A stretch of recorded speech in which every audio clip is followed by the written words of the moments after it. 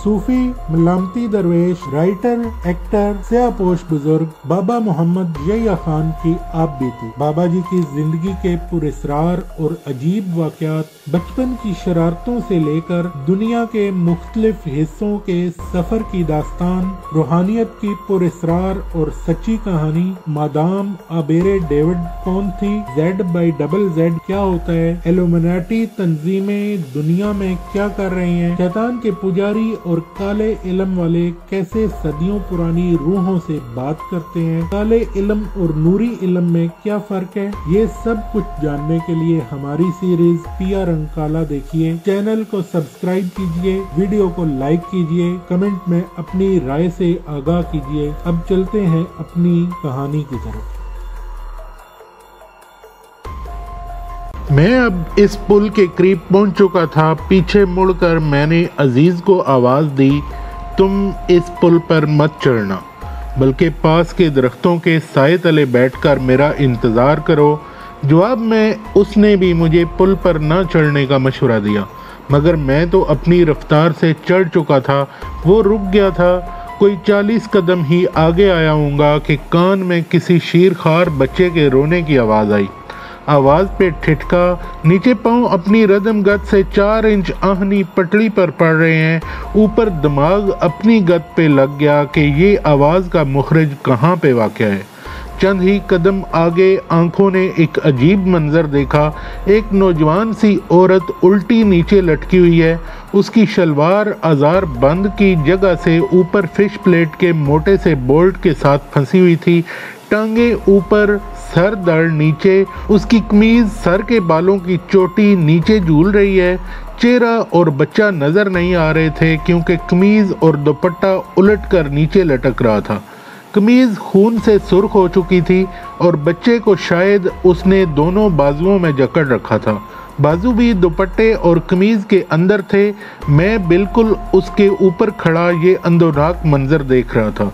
अंदर की चक्की की रफ्तार बढ़ाई, एक नज़र फिश प्लेट के उभरे हुए बोल्ट पे डाली जिसने 2 जिंदगियों को नीचे गहराई में गिरने से रोका हुआ था। पुल के इर्द गिर्द सामने पुल की दूसरी जानब कहीं भी कोई जी नफ्स नजर न आया। गर्मी अपने जोबन पे, सूरज सर पे खड़ा था। यहाँ रेल गाड़ियों की आमदो रफ्त भी कुछ इतनी नहीं।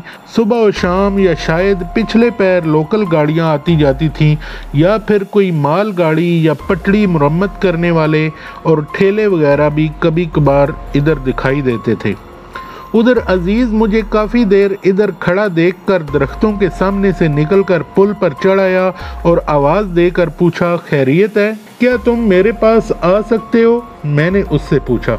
आ ही तो रहा हूँ। मेरे पास पहुंचकर उसे जब मामले की संगीनी का एहसास हुआ तो वो हड़बड़ा कर गिरते गिरते बचा। मैंने उसे वहीं पटड़ी पे बिठा दिया। पहले अपने हवास दुरुस्त करो, फिर देखते हैं कि क्या कर सकते हैं। मैंने बैठते हुए उस लटकती हुई औरत को आवाज़ दी, बहन जी आप मेरी आवाज़ सुन रही हैं? घबराएं नहीं, बच्चे को मजबूती से पकड़े रखें। इधर से कोई जवाब ना आया। मुझे एहसास हुआ कि ये औरत बेहोश हो चुकी है, या फिर अचानक कहीं से एक आवाज़ आई, ओए ऊपर क्या कर रहे हो? आगे या पीछे चले जाओ, गाड़ी आने वाली है, जल्दी करो। बाएं तरफ दरख्तों के झुंड में नाले से पानी उठाने वाला रहट लगा हुआ था। वहीं से हांका लगाता हुआ मुझे एक आदमी नजर आया। मैंने आवाज़ बुलंद मुख्तसरन सूरत-ए-हाल से आगाह करते हुए उससे पुल पे आने की इल्तिजा की। वो फौरन 2 और किसानों को लेकर पुल पे पहुंच गया। यहाँ का मंजर देखकर उनके भी औसान खता हो गए। उधर एक और मुसीबत सर पे आन खड़ी हुई। पिपड़ा के मोड़ से गाड़ी की सीटी बुलंद हुई। वहाँ से पुल बमुश्किल 4-5 मील ही दूर होगा। अब क्या किया जाए? पहले सोचा कि गाड़ी गुजर जाए फिर कुछ करेंगे, मगर ये ख्याल आते ही कि गाड़ी की दमक और औरत के अपने वजन से फिश प्लेट में फंसी हुई शलवार अगर कहीं फट गई तो माँ और बच्चा दोनों नीचे गिर जाएंगे। लिहाजा गाड़ी के गुजर जाने का इरादा बदलकर मैंने ट्रेन रुकवाने का फैसला कर लिया। ہم پانچوں نے جلدی جلدی پل پار کر کے گاڑی کی طرف بھاگنا شروع کر دیا۔ بہت جلد ہمیں دور سے گاڑی دھواں اگلتی نظر آ گئی۔ ہم نے قمیضیں اتار کر ہلانا شروع کر دی تھی۔ گاڑی نے جب مسلسل سیٹیاں بجانی شروع کی تو ہمیں تسلی ہو گئی کہ انجن ڈرائیور نے ہمیں دیکھ لیا ہے۔ گاڑی کی رفتار کم ہوتے ہوتے ہمارے پاس پہنچ کر بالکل ہی رک گئی۔ گارڈ بھی بھاگا بھاگا آیا، کچھ مسافر بھی اتر آئے۔ ساری صورتحال بیان کی، ہمیں انجن پہ ہی بٹھا لیا گیا۔ آہستہ آہستہ ہم پل کے کنارے پہ آ کھڑے ہوئے۔ 2-4 مضبوط سے مسافر، گارڈ اور ہم موقع پر پہنچ آئے۔ 2 مضبوط سے رسے باندھ کر 2 آدمی نیچے لٹکے۔ بچے کے رونے کی آواز بھی اب بند تھی۔ لٹکے ہوئے آدمیوں نے بڑی کوشش کی کہ کسی طرح عورت کی گرفت سے بچے کو نکالیں، مگر ایسا نہ ہو سکا۔ ان آدمیوں نے عورت کی کمر میں رسا باندھا، باقی آدمیوں نے بڑے آرام سے اوپر اٹھا لیا۔ 4 آدمی بڑی حفاظت سے اسے اٹھا کر قدم قدم باہر لائے۔ اتفاق سے گاڑی میں ایک ڈاکٹر اور 2 میڈیکل اسٹوڈنٹ بھی سفر کر رہے تھے۔ عورت اور بچے کو اٹھا کر 2nd کلاس کے ایک ڈبے میں گدے پر لٹا دیا گیا۔ ہم دونوں بھی ساتھ ہی سوار ہو گئے۔ چند منٹوں میں ہم سیالکوٹ کے اسٹیشن پہ پہنچ گئے۔ ویٹنگ روم میں عورت اور بچے کو پہنچا دیا گیا۔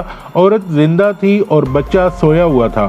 عورت کہیں پاس ہی کے گاؤں کی تھی، اکثر اس پل سے آتی جاتی رہتی تھی۔ آج بدقسمتی سے اس کی شلوار کا پائنچہ اس کی جوتی تلے آ گیا اور وہ منہ کے بل گر پڑی۔ دونوں ہاتھ بازو شیرخوار بچے کو تھامے ہوئے تھے۔ وہ لڑکھڑائی اور نیچے گرتے ہی اس کی شلوار کہیں فش پلیٹ میں اڑ گئی۔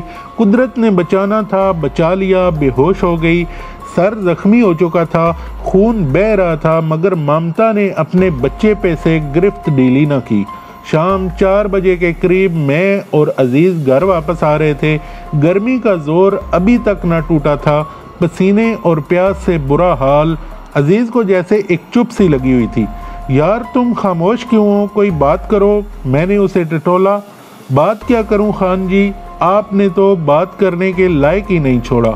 اچھا یہ بتائیں کہ آپ کو کوئی اشارہ ہوا تھا یا رات خواب میں دیکھا تھا؟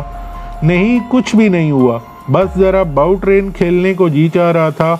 باؤ ٹرین نہیں، بچہ ٹرین کہیں، عزیز نے جواب دیا۔ یہ ایک قصہ سنانے کا مقصد یہی تھا کہ کچھ لوگ پیدا ہی انہی سلسلوں کے لیے ہوتے ہیں، جیسے کاشتکار کا پھاوڑا اگانے کے لیے اور گورکن کا پھاوڑا دبانے کے لیے ہوتا ہے، حالانکہ ہوتے تو دونوں لوہے کے پھاوڑے ہی ہیں۔ کچھ لوگ سڑکوں پہ دوڑنے والی گاڑیوں کے ڈرائیور ہوتے ہیں اور کچھ فضاؤں میں اڑنے والے جہازوں کے پائلٹ۔ مقصد دونوں کا منزل پہ پہنچانا ہوتا ہے، بس انداز، طریقے، فنکشن، ٹیکنالوجی اور شکلیں مختلف ہوتی ہیں، اور پھر اپنی اپنی ڈیوٹیاں ہوتی ہیں۔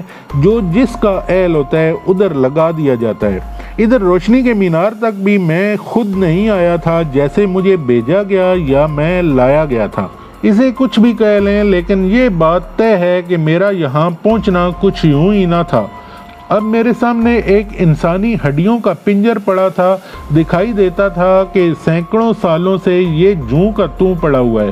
اسی کروٹ جس کروٹ اس کا آخری سانس نکلا ہوگا، اس پنجر کا دڑ دائیں کروٹ پہ آدھا اوپر اور آدھا نیچے فرش والی سیڑھیوں پہ پڑا تھا۔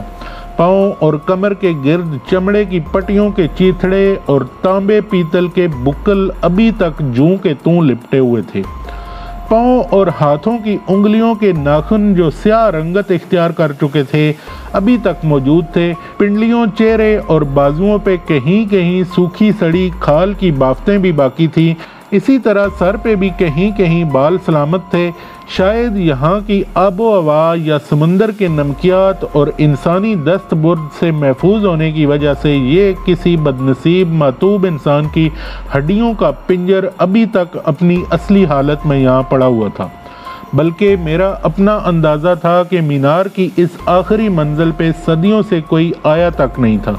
میں شاید اس انسان کے مرنے کے بعد پہلا شخص تھا جو آج یہاں پہنچا تھا۔ فرش پہ بچھی ہوئی خاکستری رنگت 3-3 انچ گہری دھول اور یہاں کی ہر چیز اپنے اصلی قدرتی رنگ اور انداز میں پڑی ہوئی تھی۔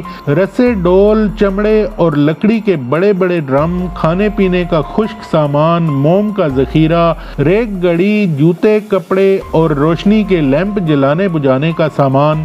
اگر کوئی یہاں آیا تھا تو یقیناً یہاں پہ موجود ان اشیاء کی ترتیب ایسی قدرتی اور جوں کی توں نہ ہوتی۔ میں نے چاہا کہ اپنے مہربان نیک خو انسان سے پوچھوں کہ یہ سب کیا ہے، مگر وہ تو نیچے تھا۔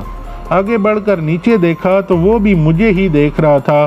اس کے پاس ایک مدھم سا لیمپ تھا جس کی بے جان سی روشنی میں مجھے وہ کوئی بھوت سا دکھائی دیا، جبکہ میرے پاس میری اپنی ٹارچ تھی، لیکن اوپر شیشے کی محراب میں چاندنی ایسی کھلی ہوئی تھی کہ مجھے ٹارچ روشن کرنے کی ضرورت ہی محسوس نہیں ہوئی۔ میں نے اسے آواز دی، کیا تم ذرا اوپر آ سکتے ہو؟ جواب دینے کے بجائے اس نے سر ہلا کر معذرت سی کر لی، شاید وہ اپنی لاچاری کی وجہ سے لوہے کی تنگ سی سیڑھی پہ چڑھنے سے معذور تھا۔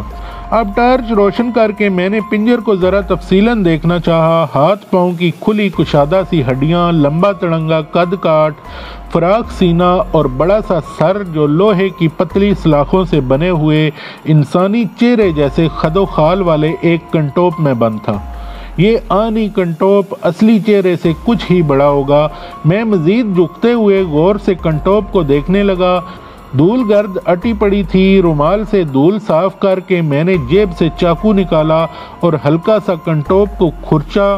معلوم ہوا کہ یہ لوہا نہیں بلکہ تانبا ہے۔ پھر میں نے دیکھا کہ مضبوط اور مردانہ قسم کے جبڑے میں ابھی پورے 32 دانت مکمل نہیں تھے۔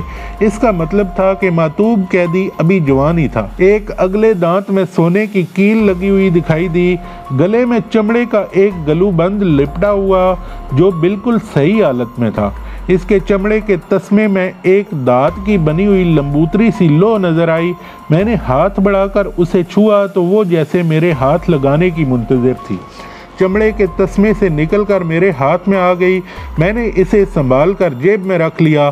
اب ایک بار پھر میری آنکھیں تانبے کے اس کنٹوپ کا جائزہ لینے لگیں جسے ایسی مہارت اور ہنر مندی سے بنایا گیا تھا کہ انسانی عقل دنگ رہ جائے۔ یوں لگتا تھا جیسے کسی نے تانبے کی پینسل برابر موٹی سلاخوں سے کسی انسان کا چہرہ بنا دیا ہو۔ منہ کی جگہ منہ، ناک، آنکھیں اور کان کنٹوپ 2 حصوں میں بنا ہوا تھا۔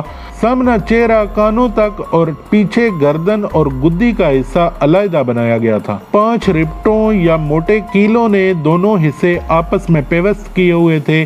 2 کیل دائیں بائیں ٹھوڑی کے نیچے گردن پہ، 2 کنپٹیوں کے پاس اور ایک اوپر تالو پہ، جہاں زنجیر پچھلے حصے کے اوپر جڑی ہوئی تھی۔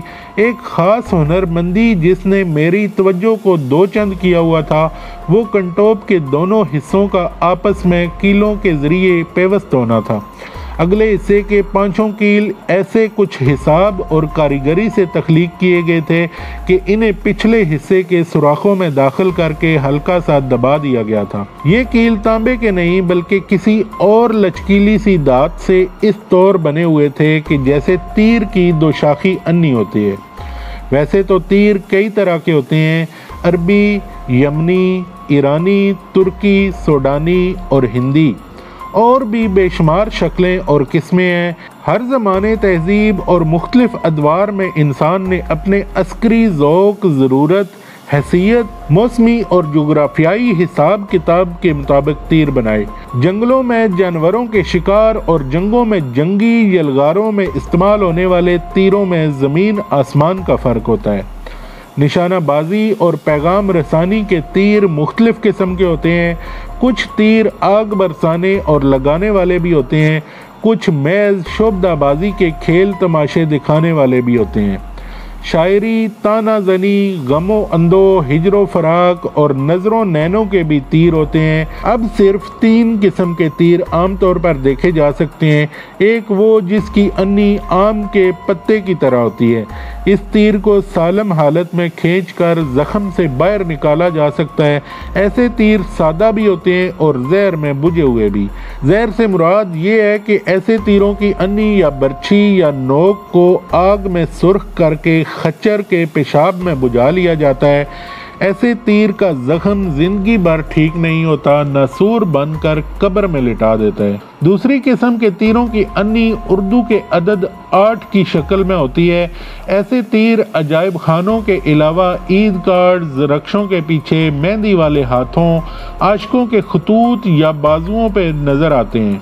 جو دل کے آر پار تیر ہوتا ہے، چند سرخ گرم لہو کے قطرے بھی ٹپک رہے ہوتے ہیں۔ یہ 8 کی شکل والے تیر بڑے خطرناک اور مہلک ہوتے ہیں۔ جہاں گھس جائیں تو پھر انہیں وہاں سے نکالا بھی نہیں جا سکتا، باہر کھینچنے پہ مجروح کی جان بھی ساتھ نکال لاتے ہیں۔ یعنی 8 کی شکل والی انی باندھ کھینچتے ہوئے گوشت، کھال اور اندر کا ساز و سامان بھی باہر گھسیٹ لاتی ہے۔ کنٹوپ کے جوڑ والے سوراخ میں یہ کیل 8 کے ہنسے والے تیر کی انی کی طرح گھس کر کھلے ہوئے تھے، جسے نہ تو نکالا جا سکتا تھا اور نہ توڑا یا کاٹا جا سکتا تھا۔ کوئی لوہا کاٹنے والی آری یا کوئی ایسا اوزار جو ان کیلوں کو توڑ یا کاٹ سکے اس کنٹوپ پہ کارآمد نہیں ہو سکتا تھا۔ یعنی گردن، چہرے اور کنپٹیوں کو خطرناک حد تک نقصان پہنچائے بغیر اسے سر سے اتارنے کا تصور تک نہیں کیا جا سکتا تھا۔ سر، گردن، پسلیاں، اب میں بازوؤں، باہوں اور ہاتھوں کو دیکھنے لگا۔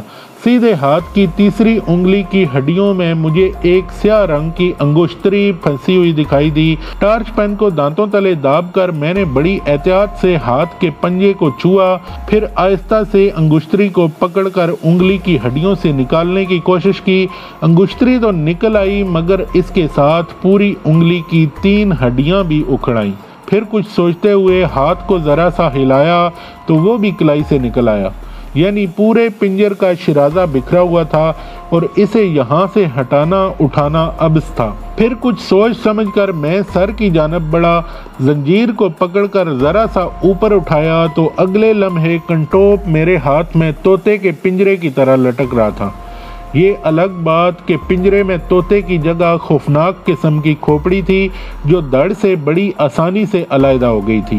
شاید انسانی جسم میں صرف کھوپڑی ہی ایک ایسا حصہ ہے جو انسان کے مرنے کے بعد دیر تک اپنا وجود قائم رکھتا ہے۔ سر کا تڑکا ہوا کاسا، ماتھے کی سکندر بختی کی اجڑی ہوئی بستی، نین ساگروں کے تاریک گہرے خشک گڑھے، سورج منسیوں کی سی ناک کا ٹوٹا ہوا بانسا، جبڑے کی جبرسائی، سیپ کے موتیوں کی جگ ہسائی، ساحروں اور کائنوں کے ڈیکوریشن پیس، کالے علم اور سفلی علوم والوں کے لیے استعانت ابلیس، جادو ٹونے ٹوٹکے اور جنتر منتر والوں کی خباثت خبیث، قدرے بھاری زنجیر کو گھسیٹتا اور کھوپڑی کے پنجرے کو اٹھائے ہوئے میں بڑی دقت سے تنگ افقی آہنی سیڑھیوں سے نیچے اترا۔ میرا مہربان ڈاکٹر بڑا متعجب سا مجھے نیچے اترتے دیکھ رہا تھا۔ زنجیر ایک ڈھیر کی صورت میں پاؤں میں پڑی تھی جس کا دوسرا سرا میرے بائیں جانب پتھر کی دیوار میں مضبوط سے ایک آہنی حلقے کے ساتھ پیوست تھا۔